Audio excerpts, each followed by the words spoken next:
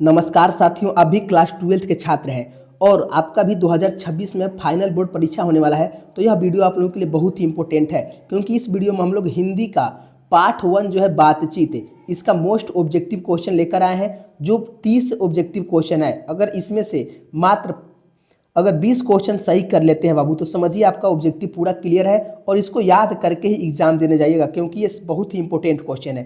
तो चलिए क्लास को स्टार्ट करते हैं। पहला क्वेश्चन देखिए और इसका आंसर लगाइए। पहला क्वेश्चन क्या कह रहा है? बालकृष्ण भट्ट की रचना बातचीत क्या है? मोस्ट वीवीआई क्वेश्चन है।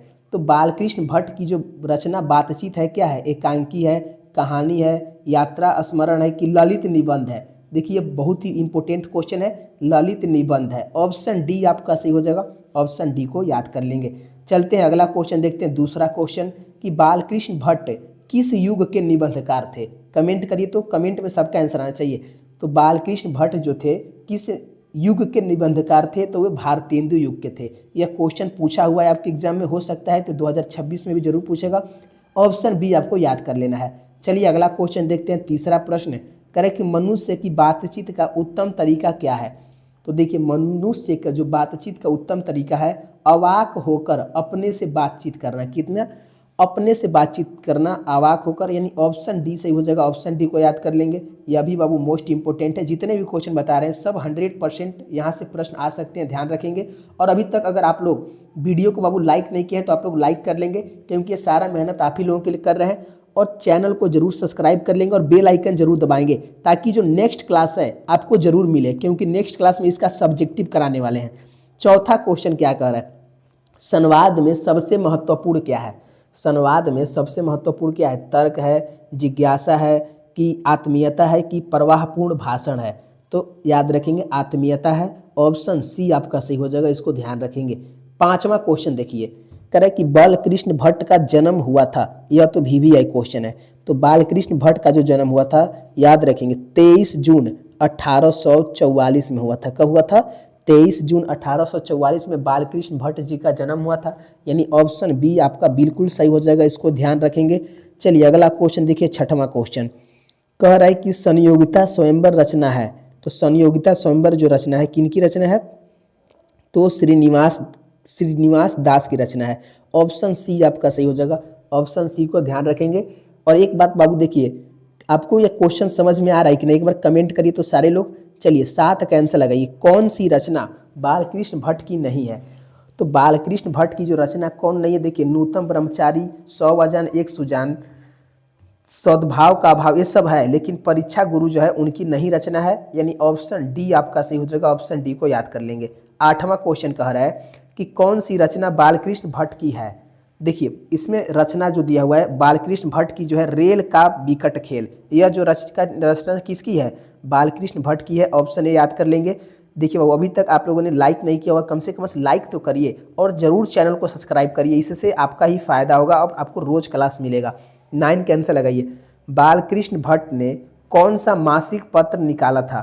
तो बालकृष्ण भट्ट ने कौन सा हिंदी प्रदीप निकाला था? ऑप्शन सी आपको याद कर लेना है। चलिए अगला क्वेश्चन देखते हैं। 10 क्वेश्चन कि बातचीत किस विद्या की रचना है? आलोचना है, गीत है, शोध है कि निबंध है?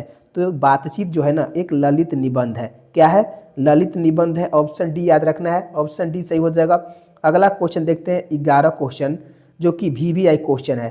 कह रहा है कि रॉबिन्सन क्रूसो ने 16 वर्ष के उपरांत किसके मुख से एक बात सुनी थी?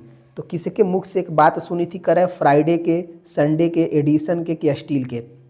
11 का आंसर क्या हो जाएगा? तो याद रखेंगे ऑप्शन ए हो जाएगा, फ्राइडे के मुख से बात सुनी थी। ऑप्शन ए आपको ध्यान रखना है। अगला क्वेश्चन देखते हैं। 12 प्रश्न करे कि बातचीत शीर्षक निबंध के निबंधकार हैं। तो बातचीत शीर्षक निबंध के निबंधकार कौन है? जयप्रकाश नारायण है, मोहन राकेश है, नामोर सिंह है कि बालकृष्ण भट्ट है? इसका आंसर सारे बच्चे कमेंट में लगाएंगे, क्योंकि यह आंसर बहुत ही आसान है, सबका आंसर कमेंट में आना चाहिए। 13 का आंसर लगाइए। बातचीत के माध्यम से बालकृष्ण भट्ट क्या बतलाना चाहते हैं? तो बालकृष्ण भट्ट जो है क्या बतलाना चाहते हैं? बातचीत की शैली बतलाना चाहते हैं। 13 का आंसर क्या हो जाएगा? ऑप्शन ए हो जाएगा, बातचीत की शैली बतलाना चाहते हैं। ऑप्शन ए को इसको याद कर लेंगे। चलिए क्वेश्चन नंबर 14 का है, भट्ट जी को किसने अंग्रेजी साहित्य के एडिशन और स्टील की श्रेणी में रखा था? तो किसने रखा था, याद रखेंगे रामचंद्र शुक्ल ने रखा था। ऑप्शन सी आपका सही हो जाएगा, ऑप्शन सी को ध्यान रखेंगे। नेक्स्ट क्वेश्चन की ओर चलते हैं, 15 क्वेश्चन। कह रहे बालकृष्ण भट्ट का निवास स्थान कौन सा है, VVI क्वेश्चन है।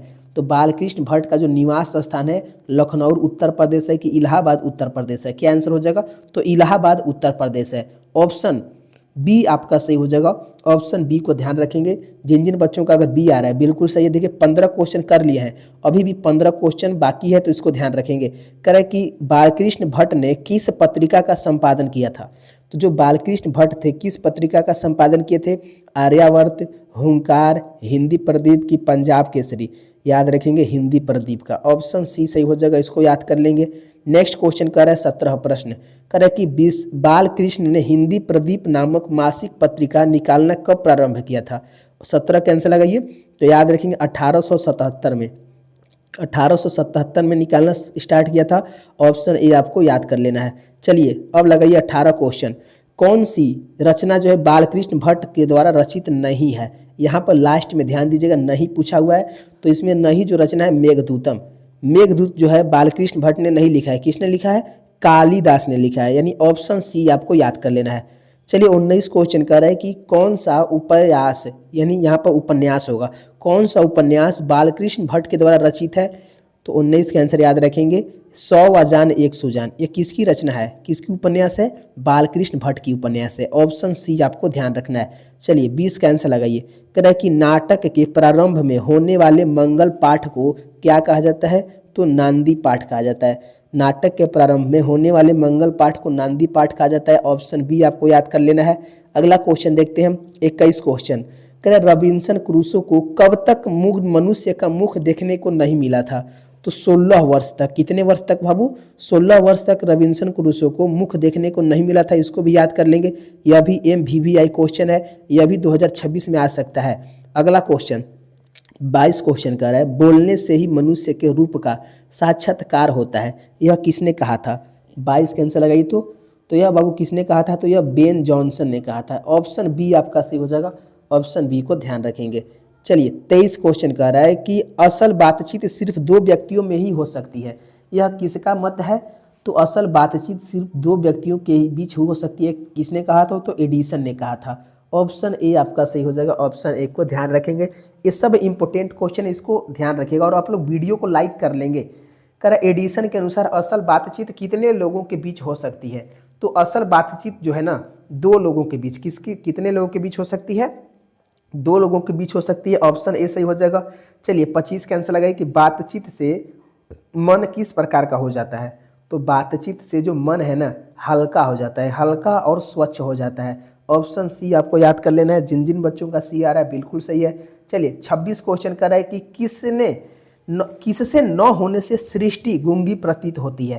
कह रहे स्वर्ण शक्ति, वाक शक्ति, दिव्य शक्ति, स्मरण शक्ति, याद रखें वाक शक्ति हो जाएगा। वाक शक्ति न होने से जो पूरी सृष्टि है ना वो गूंगी प्रतीत होगी, यानी ऑप्शन बी आपका सही हो जाएगा। ऑप्शन बी को याद कर लेंगे। 27 क्वेश्चन कह रहा है कि आर्ट ऑफ कन्वेंशन कहाँ के लोगों में सर्वाधिक प्रचलित है। अफ्रीका में नहीं होगा, भारत में भी नहीं होगा, कहाँ, तो यूरोप के लोगों में, यूरोप के लोगों में है। ऑप्शन सी आपका सही हो जाएगा। चलिए 28 के आंसर लगाइए। बालकृष्ण किस काल के रचनाकार है। तो बालकृष्ण जो है ना किस काल के रचनाकार है। 28 के आंसर याद रखेंगे, आधुनिक काल के रचनाकार है। ऑप्शन डी सही हो जाएगा, ऑप्शन डी को याद कर लेंगे। तो बाबू देखिए टोटल 28 ही क्वेश्चन था। 28 क्वेश्चन में आप लोग कितना बना है कमेंट करिए तो, और अभी तक जो बच्चे लाइक नहीं किए लाइक कर लेंगे, और देखिए चैनल को जरूर सब्सक्राइब कर लेंगे। चलिए जो बच्चे नहीं किए जरूर कर लेंगे बाबू, क्योंकि और नोटिफिकेशन दबा देंगे, क्योंकि इसका सब्जेक्टिव क्वेश्चन अगला क्लास में लाने वाला है, और नेक्स्ट चैप्टर का भी ऑब्जेक्टिव, क्योंकि एग्जाम बहुत ही नज़दीक आ चुका है, आपको पूरा रिविजन करना होगा। तो कैसा लगा क्लास कमेंट में बताइएगा। मिलते हैं अगले क्लास में, धन्यवाद दोस्तों।